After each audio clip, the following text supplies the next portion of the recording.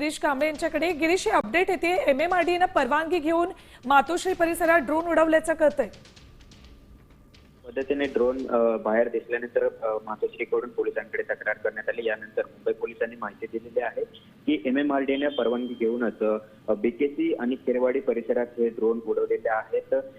ज्या पद्धतीने आधी सुरुवातीला आरोप करण्यात आले होते, मात्र सर्वेक्षण करण्यासाठी हे ड्रोन उडवले गेल्याची माहिती आता मुंबई पोलिसांनी दिली आहे। खरं तर मुंबई हा ड्रोन उडवण्यासाठी बंदी आहे, मात्र त्यामुळे MMRDA संपूर्ण परवानगी लागते यासाठी ड्रोनसाठी ती सर्व परवानगी घेऊन सर्वेसाठी या संपूर्ण परिसरात म्हणजे BKC असेल आणि याशिवाय खेरवाडी असेल हा संपूर्ण जो परिसर आहे त्या ठिकाणी या ठिकाणचे ड्रोन उडवलेले आहेत।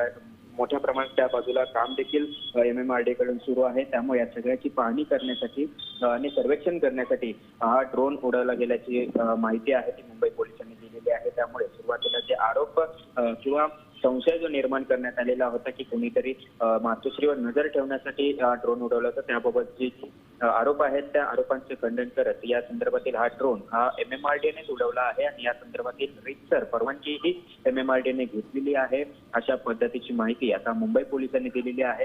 त्यामुळे प्रश्न निर्माण करण्यात आला। ठीक, गिरीश, धन्यवाद संपूर्ण माहितीसाठी। तर एकीकडे मातोश्रीवर नजर ठेवण्यासाठी हे ड्रोन उडवले जात आहेत आणि सरकार हे काम करते असा आरोप ठाकरे सेनेकडून केला होता, तर दुसरीकडे आता माहिती पुढे आलेली आहे या परिसरातल्या सर्व्हेसाठी म्हणून MMRDA परवानगी घेऊन हे ड्रोन उडवल्याचं मुंबई पोलिसांनी माहिती दिली आहे।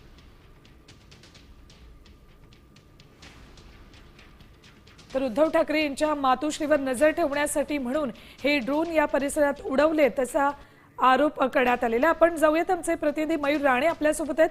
मयूर, एकीकडे हे ड्रोन उडवले जात असताना CCTV चित्रित झाले आणि यावरून राजकारण रंगलं, मात्र आता पोलिसांकडून माहिती येते की MMRDA या भागात सर्वे करायचा होता, त्यामुळे पोलिसांची परवानगी घेऊन हे ड्रोन उडवलेत।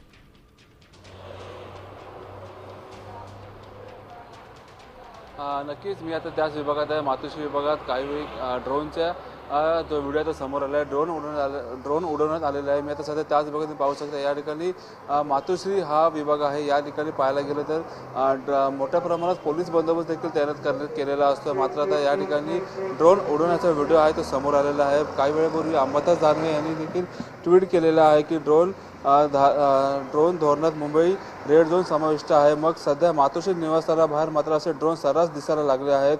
हाय सिक्युरिटी झोन असलेल्या मातोश्रीच्या परिसरात असे ड्रोन दिसणे हे गंभीर आहे। मात्र आता पाहायला गेलं तर पोलीस देखील याचा तपास करताना आपल्याला पाहायला मिळेल। या ठिकाणी पाहायला गेलं तर पोलिसांचा आता तो फौजफाटा आहे तो देखील तैनात करण्यात आलेला आहे। पोलीस देखील आता घटनास्थळी दाखल झालेले आहेत। पुढील चौकशी आता मुंबई पोलीस असेल ते आता सध्या करताना आपल्याला पाहायला मिळेल। आता सर्व्हेसाठी म्हणून परवानगी घेऊन हे ड्रोन उडवल्याचं उघड झालंय। धन्यवाद मयूर संपूर्ण माहितीसाठी।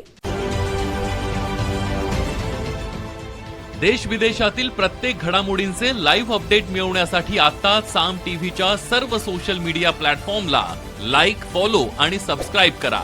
तसंच सर्व नोटिफिकेशनसाठी बेल आयकॉन प्रेस करायला विसरू नका।